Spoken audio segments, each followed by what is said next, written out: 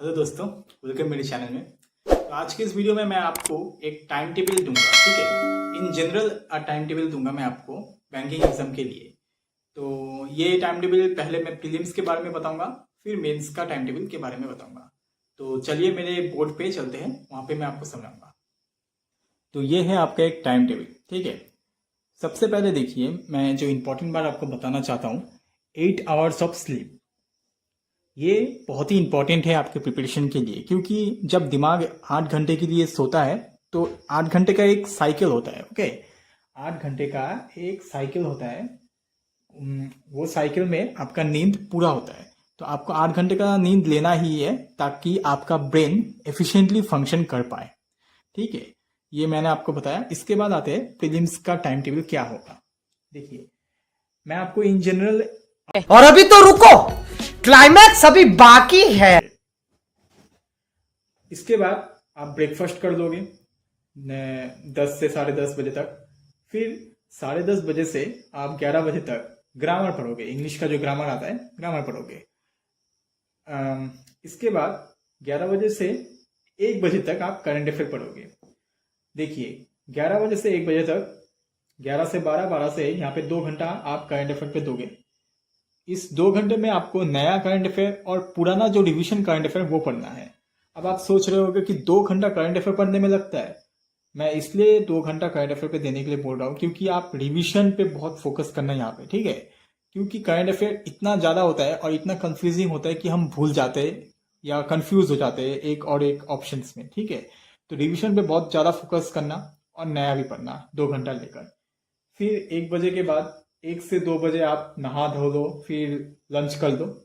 इसके बाद आप क्या करोगे, 8 घंटे का आपको मतलब स्टडी करना है, जिसमें 4 आवर डिवाइड किया होगा, ठीक है।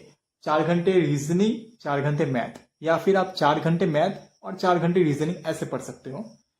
ये आप कैसे पढ़ोगे, देखिए।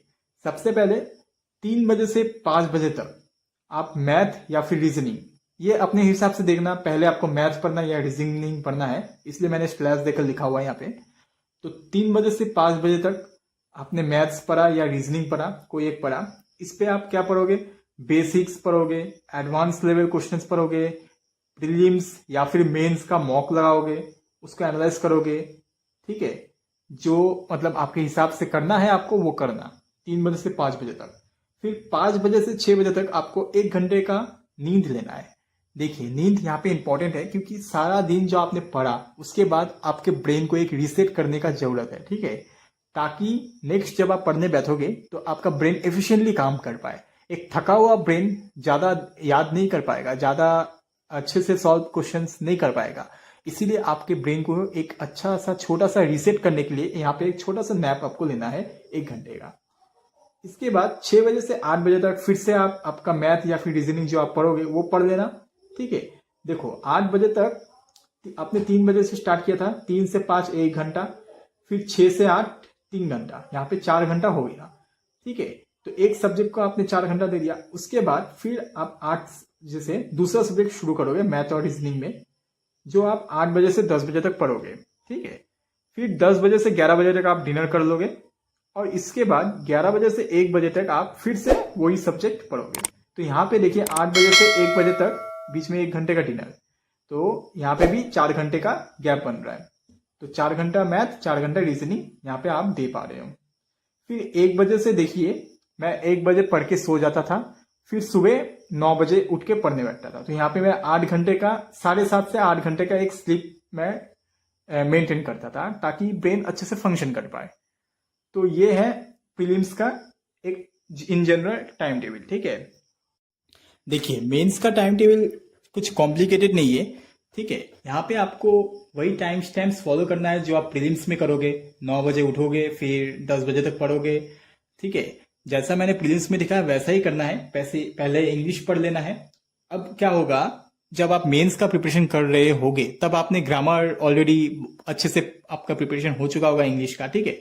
तो ग्रामर की जगह कुछ और पढ़ोगे, बस इतना ही डिफरेंस आएगा। तो पहले इंग्लिश पढ़ोगे, फिर करंट अफेयर मेंस के टाइम भी आपको पढ़ना है। अब इसके बाद चेंजेस जो आएगा वो आएगा मॉक टेस्ट। अब आपका प्रिपरेशन बहुत अच्छा हो चुका है, प्रीलिम्स लेवल का सब कुछ आपने पढ़ चुका है, सारा चैप्टर आपका कंप्लीट हो चुका है। अब सिर्फ आपको मॉक टेस्ट देना है मेंस के लिए। तो मेंस का मॉक टेस्ट दो, ठीक है, और उसके बाद एनालाइज करो इन डिटेल।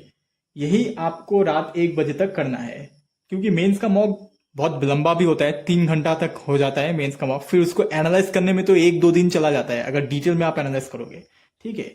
तो आपको जो मैंने 8 घंटे का जो लास्ट में बताया था, 4 घंटा यही मॉक देना है और उसका एनालाइज करना है, ठीक है। तो मेंस में कुछ कॉम्प्लिकेटेड नहीं है, इतना ही है। और अभी तो रुको, क्लाइमैक्स अभी बाकी है। तो ये था इन जनरल एक टाइम टेबल जो मैंने आपको बताया। देखिए, एक और इम्पोर्टेंट बात मैं आपको बताता हूँ। जब वीकेंड्स आएगा ना, हर हफ्ते जो वीकेंड आता है सैटरडे संडे, तो थोड़ा घूमने निकलो, ठीक है। ब्रेन को फ्रेश नेचर फील कराओ, नेचर दिखाओ, ठीक है। नेचर में घूमो, और जितना आप ब्रेन को फ्रेशनेस दोगे उतना ये एफिशिएंटली काम करेगा, ठीक है। इसलिए मैं रेस्ट पे ज़्यादा फोकस कर रहा हूँ कि आपका ब्रेन जितना रेस्ट होगा, जितना अच्छे से ये रेस्ट पाएगा, उतना अच्छे से ये एफिशिएंटली काम कर पाएगा और क्वेश्चंस को सॉल्व कर पाएगा। एक थका हुआ ब्रेन से एक रेस्ट ब्रेन अच्छा काम करता है। तो यही था इन जनरल एक टाइम टेबल। आपको ये टाइम टेबल कब तक फॉलो करना है? प्रीलिम्स जब आ जाए, प्रीलिम्स के 1 महीने या फिर 2-3 हफ्ते पहले तक ये टाइम टेबल फॉलो करो। उसके बाद 2-3 हफ्ते, जब प्रीलिम्स आ जाए 2-3 हफ्ते प्रीलिम्स का मॉक टेस्ट आपको लगाना है, ठीक है। और प्रीलिम्स के बाद फिर मेंस का मॉक आपको लगाना है। और एक एक्स्ट्रा टिप देता हूँ, ठीक है। फ्रीक्वेंटली आप सिंप्लीफिकेशंस करो, टेबल्स पढ़ो, ठीक है। 20 तक आपको टेबल्स आना चाहिए एकदम अच्छे से। क्यूब्स पढ़ो, स्क्वायर्स पढ़ो, ठीक है। और इंग्लिश पे बात करो, जितना हो सके इंग्लिश पे बात करो, इंग्लिश पे लिखो, इंग्लिश पे वेब सीरीज देखो, सबटाइटल्स लगाकर मूवीज देखो, ठीक है। तो इससे आपका इम्प्रूव होगा। सिंप्लीफिकेशन जब करोगे तो कैलकुलेशन भी आपका इम्प्रूव होता है। तो ये एक इन जनरल आपको मैंने टाइम टेबल दिया। क्या ये टाइम टेबल आपको हेल्पफुल लगा? कमेंट में बताइए। तो इस वीडियो में इतना ही, मिलते हैं नेक्स्ट वीडियो में। Thank you.